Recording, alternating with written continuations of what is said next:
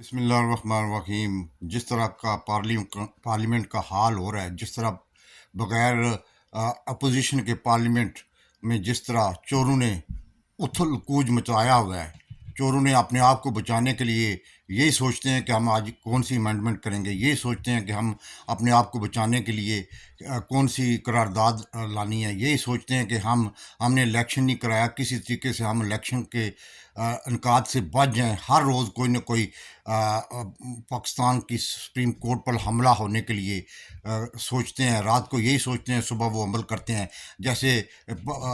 جیسے ہی ان کو پتہ لگا کہ چیف جسٹس آف پاکستان نے آرڈر دے دیا ہے اسٹیٹ بینک کو کہ وہ اے سی پی میں پیسے جمع کرائیں، اس رات سے ان کو نیندیں اڑ گئی ہیں۔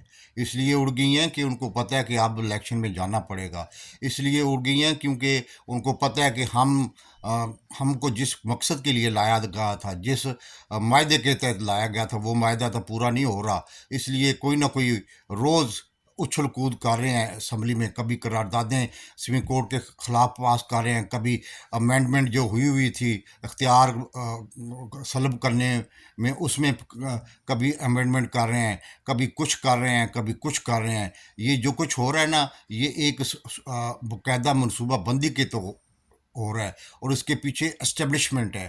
انہوں نے ہر وہ کوشش کی ہے پارلیمنٹ میں بیٹھ کے جو کہ ہمارے آئین، ہماری اخلاقیات، ہماری جو آئین کے دور میں رہتے ہوئے دستور اس کے خلاف کر رہے ہیں۔ کوئی بھی ملک ایسا ہے جس میں پارلیمنٹ یہ کردار ادا کر سکتی ہے کہ وہ سپریم کورٹ کے خلاف آ جائے؟ کوئی بھی ملک ایسا ہے جہاں اپنی پارلیمنٹ جو کہ بغیر اپوزیشن کے، بغیر ایک بہت بڑی پارٹی کے، بغیر اپوزیشن کے، جس کا اپوزیشن لیڈر راجہ ریاض ہو، اسی پارٹی کو آپ بغیر اس کے آپ کچھ کر سکتے ہیں؟ یہ سب ڈرامہ ہے، یہ دنیا بھی دیکھ رہی ہے، جس کی وجہ سے سپریم کورٹ آف پاکستان میرے خیال میں انہوں نے بہت بڑی غلطی کی تھی، جس کو سو موٹو لے کے اس چوروں کو اس ملک پہ مسلط کیا گیا تھا۔ ان کو اس وقت گراؤنڈ ریالٹی جاننی چاہیے تھی کہ پاکستان کی گراؤنڈ ریالٹی کیا ہے۔ ان کو یہ بھی پتہ تھا کہ شہباز شریف پہ 2 دن پہلے فرد جرم عائد ہونی تھی۔ ان کو یہ بھی پتہ تھا کہ آصف زرداری جو 15 سال سے سندھ کو لوٹ رہا ہے، ان کو یہ بھی پتہ تھا کہ مولانا فضل الرحمان جو دھمکیاں دیتا تھا لوگوں کو، اور اپنی اس نے فورس بنائی ہوئی ہے۔ ان کو یہ بھی پتہ تھا کہ ملک کی یہ باغ ڈور سنبھالنے کے بعد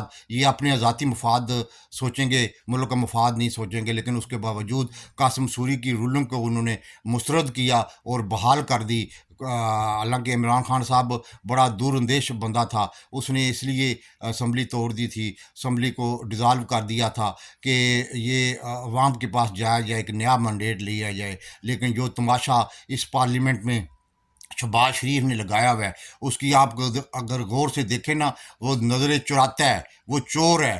ان چوروں کو ڈگی میں بیٹھ کے فوجیوں سے ملاقات کرنے والا بندہ، جو آج اس کو ملک کی باغ ڈور دی ہوئی ہے، وہ تو اپنے ذاتی مفاد میں سوچتا ہے۔ اس کی جو بھتیجی ہے مریم نواز، وہ کیا سوچتی ہے؟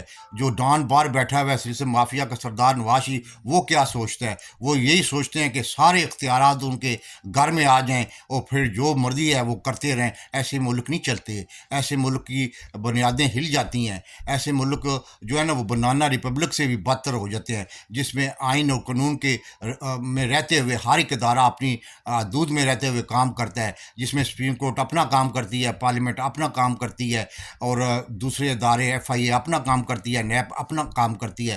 جس طرح کی انہوں نے بندر بانٹ کی ہوئی ہے، آپ یقین نہیں کریں کہ ڈیلی پانی کی طرح یہ پیسے بہا رہے ہیں۔ افطار پارٹیوں پر دیکھیں تو 10 15 کھانے پڑے ہوتے ہیں۔ یہ ان کا باپ تو نہیں دیتا، یہ قومی خزانے سے جاتے ہیں۔ جس طرح کی یہ پروٹوکول لے رہے ہیں، جس طرح کی یہ عیاشیاں کر رہے ہیں، ٹھیکے لوگوں کو دے رہے ہیں، کنٹریکٹ لوگوں کو دے رہے ہیں، یہ سب کچھ جو آپ کے سامنے ہے۔ اس ملک کو تباہ و برباد کر کے رکھ دیا گیا ہے۔ ایک غلطی کی باجوہ نے، جو ان سب کو اکٹھا کر کے پاکستان پہ ان چوروں پہ کو مسلط کر دیا گیا ہے۔ یہ پاکستان کے جو ہے نا 1 سال انتہائی دردناک اور سیاہ باب کی طور پر یاد رکھا جائے گا۔ اس میں سپریم کورٹ کا بھی قصور ہے، جو آج ان کے اختیار کو سلب کرنے پہ تلی ہوئی ہے پارلیمنٹ۔ یہ اس میں سپریم کورٹ کا قصور ہے، لیکن میں دیکھتا ہوں के आने वाले दिनों में इंशाल्लाह सब ठीक हो जाएगा। पाकिस्तान जिंदाबाद।